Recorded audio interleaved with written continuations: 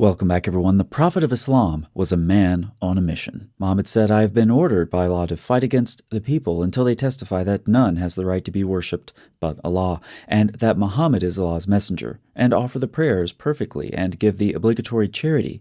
So if they perform that, then they save their lives and property from me, except for Islamic laws, and then their reckoning accounts will be done by Allah." Assuming this wasn't another satanic voice that Muhammad misidentified as a message from Allah, hey, it happens. The God of Islam, who is definitely not Satan, commanded Muhammad to fight people until they became Muslims or submitted. I know you're hearing that little voice in your head. Islam means peace. That is nonsense. While some, especially in Western circles, may argue that the term Islam means peace, this is untrue. There is no indication anywhere in the early Islamic texts that the term was ever used to convey that notion. Islam refers to the act of submitting. You can willingly submit to Allah and His jihad-obsessed prophet, or you can be submitted if the Islamic State is powerful enough to win the wars they wage. Yes, there was a time in history when that was possible, believe it or not.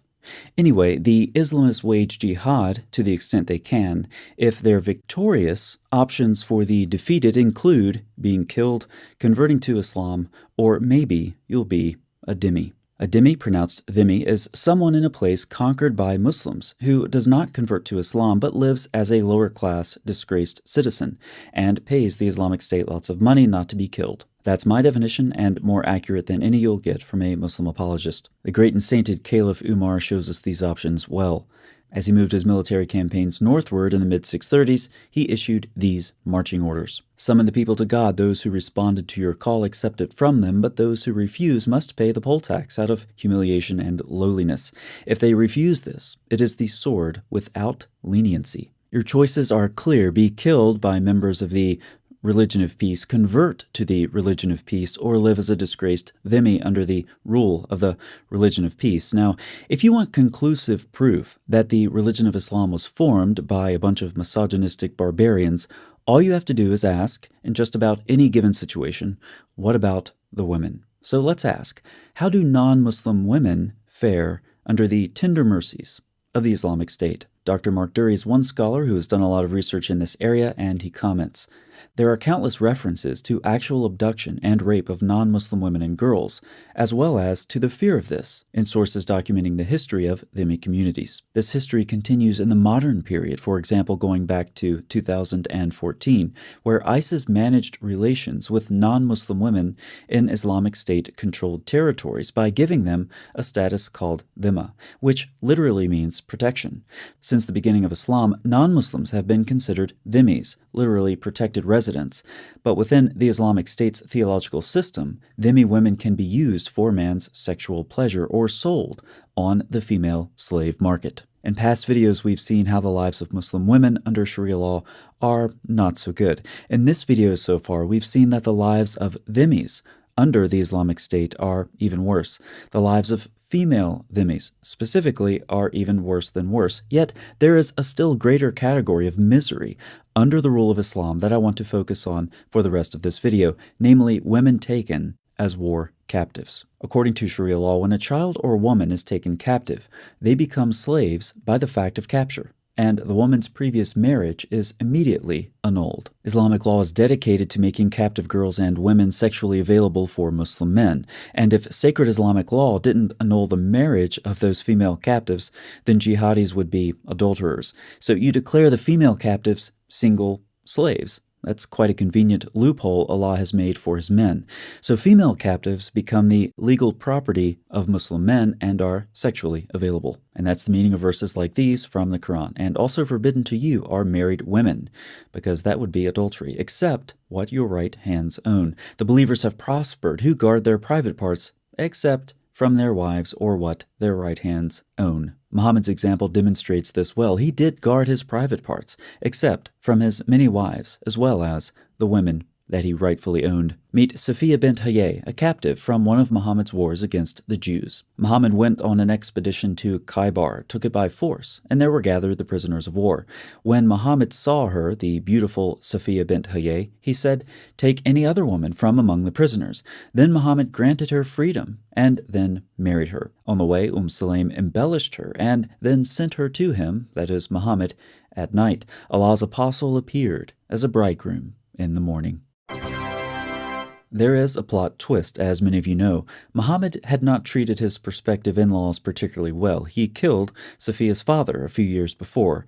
Also, he tortured and killed her husband. When she and another woman were being brought to Muhammad by one of his servants, just imagine this gruesome scene. Muhammad said to Bilal when he saw this Jewess behaving in that way, that is, she was shrieking in horror when passing her dead husband, "Had you no compassion, Bilal, when you brought two women past their dead husbands?" Muhammad had just killed Safiya's family, was about to sleep with her because she was definitely in the mood, and criticized his servant for lack of compassion when walking these women past the dead bodies of their husbands. That makes sense. By the way, here's a pro tip. Sleeping with a woman whose family you just killed could be risky, but Muhammad's men were on top of that, so he could be on top of her. While Muhammad was lying with Safiya, one of his men, named Abu Ayyub, stayed the night at his door. When he saw the Prophet in the morning, he said, "God is the greatest." He had a sword with him. He said to the Prophet, "O Messenger of God, this young woman has just been married, and you killed her father, her brother, and her husband. So I did not trust her not to harm you." Out of all of this, it was the woman who could not be trusted. Muhammad's example is further apparent in many accounts where his men sleep with captive women with Muhammad and Allah's explicit approval. Sometimes their only hesitation was that some of the women had pagan husbands. Fortunately, Allah had a verse from the Quran waiting, which you know from earlier in the video. Some of the companions of Muhammad were reluctant to have relations with the female captives because of their pagan husbands. So Allah the Exalted sent down the Quranic verse, "And all married women are forbidden unto you, save those captives whom your right hand possess." Out of all of the options of people generally, and women specifically, under Islamic law, female war captives have especially abysmal prospects. All of this is quite clear, almost simple enough for a BBC reporter to understand. And yes, this stuff is still happening. We heard about ISIS earlier. Let's return to 2014, focusing specifically on war captives. This is from CNN. The idea that ISIS is kidnapping, selling, and raping women and children is hardly surprising. Many such accounts have surfaced. Since the group began its often brutal run through Syria and Iraq, including chilling stories from members of the Yazidi religious minority. Even then, it's rare to see its rationale laid out as plainly as in the question and answers on female slaves and their freedom. This article then gives some quotes from that document. If she was a virgin, the owner can have intercourse with her immediately after the ownership is fulfilled. If she was not a virgin, her uterus must be purified, that is, wait for a period to be sure she isn't pregnant. The waiting period is necessary in Islamic law because in spite of all of Islam's miraculous, scientific miracleness, that's the only way that Allah could figure out whether or not a woman was pregnant. As to girls, it's permissible to have intercourse with a female slave who hasn't reached puberty if she is fit for intercourse, the document reads. However, if she is not fit for intercourse, the owner can only enjoy her without intercourse. The Q&A is clear that young and old, the captors have full control of their captives. As such, the ISIS document claims it is permissible to buy, sell, or give as a gift female captives and slaves, for they are merely property. Women as property. What's that remind you of? Muslims, we keep going back to your prophet. Muhammad admired Ibrahim, who was fair-skinned and beautiful. He used to visit her and ordered her to veil herself, but he had intercourse with her by virtue of her being his property. Maybe that's where ISIS got it from. And the reports that we're hearing now about the treatment of women by Hamas sound all too familiar. Witnesses to the aftermath of the Hamas carnage describe finding a woman who was shot in the back of her head, lying on her bed, Naked from her waist down, a live grenade was planted in her hand. She had nails and different objects in her female organs. Her body was brutalized in a way that was unrecognizable. There were girls with broken pelvis due to repetitive rapes. Their legs were split wide apart. Others saw several female soldiers who were shot in intimate parts. There seemed to be a systematic genital mutilation of a group of victims. One Knesset member believes that Hamas did this to humiliate Israel. Another recent article from the Associated Press described a woman being gang raped on the ground. What follows is an extremely graphic description.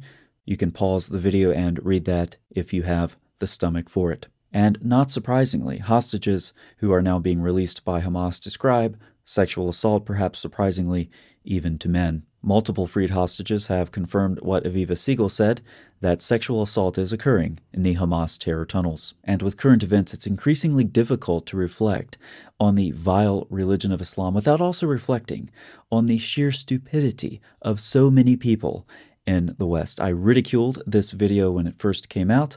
Let's pause and ridicule it again. Do you remember when the Hamas terror tunnels weren't so bad? I mean, shampoo. Right, you're talking about tunnels. We know these tunnels have ventilation. We know that they've been known to have air conditioning. This has all been reporting that we've heard from the Israelis over the years. But the fact that she's saying she was held underground for more than 2 weeks, that there was shampoo, there was antibiotics, there was a guard per hostage in the experience she had, it is pretty stunning because you've got to contrast that with what's happening above the ground, right? Where there isn't water, never mind shampoo. As the reports of Islamic terrorism continue to emerge, many simply can't comprehend what makes these human beings, such as they are, act this way. Many in the West will perhaps intentionally let the answer forever elude them. Here's my take. You have the Quran, which says men own women, can multiply ownership of them for sexual pleasure, allows intercourse with prepubescent girls, allows men to strike women, and so forth. In other sources, like the Hadith and Sirah, the sex drive of Islam's prophet is celebrated, and the vile treatment of women is sanctioned by Muhammad.